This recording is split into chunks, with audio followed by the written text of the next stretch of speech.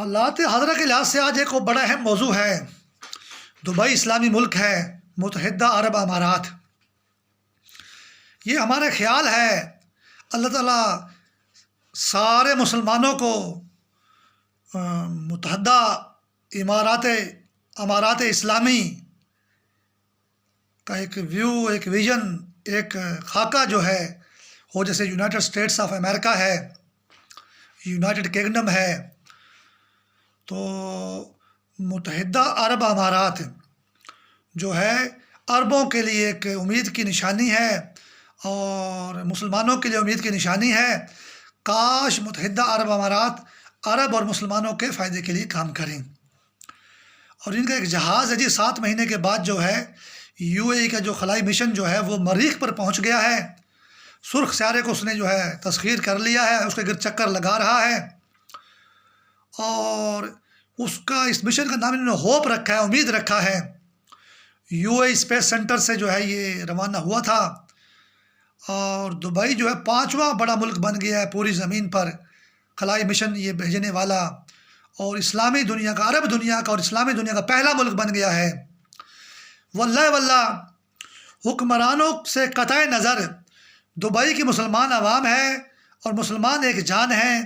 ایک مسلمان ملک نے یہ ایک آسن قدم اٹھایا اور ایک سائنسی پیش رفت ہوئی، اور مریخ پر ایک جو اس کا نام بھی انہوں نے اس مشن کا نام بھی ہوپ رکھ دیا۔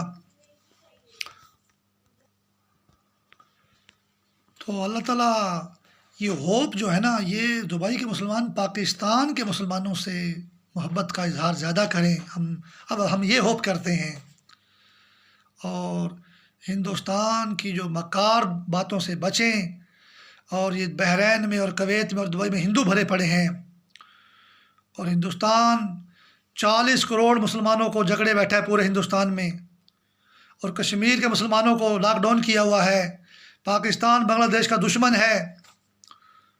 تو دبئی ہمارے لیے بھی بہتری کے لیے بہتر سوچے، اور ہمیں امید ہے کہ اسلامی بھائی کی حیثیت سے کہ دبئی پاکستان کے مسلمانوں کے لیے بھی بہتر جو ہے نا ہوپ کی خواہش کا اظہار کرے گا، اور یہ مریخ کے ساتھ ساتھ پاکستان کو بھی یاد رکھے۔ اگلا موضوع بھی بڑا اہم موضوع ہے، ہمارے بھائی افغانستان کا ہے، اسلامی برادر ملک ہے۔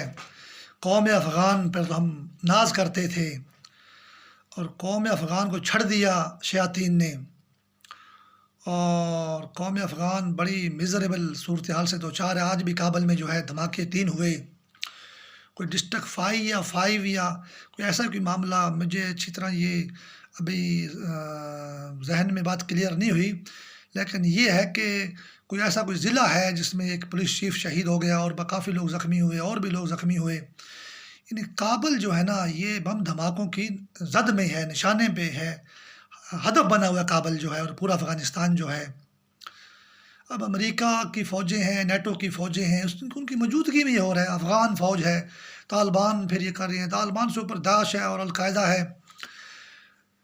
کسی کا کچھ نقصان نہیں ہے، افغان مسلمان لوگ پس رہے ہیں، ظلم کا شکار ہیں، اور اللہ تعالیٰ افغان مسلمان عوام کی سلامتی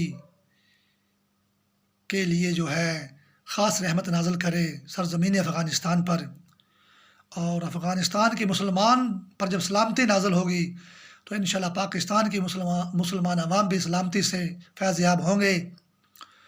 اور یہ شیاطین جو ہیں یہ پاکستان اور افغانستان بلکہ ہر اسلام ملک کے برابر کے دشمن ہیں، اور اس میں سارا فائدہ یہ انڈیا جو ہے یہ ایک مردود طاقت ہے، نام نہاد جمہوریت ہے، کشمیریوں کو لاک ڈاؤن کیا ہوا ہے۔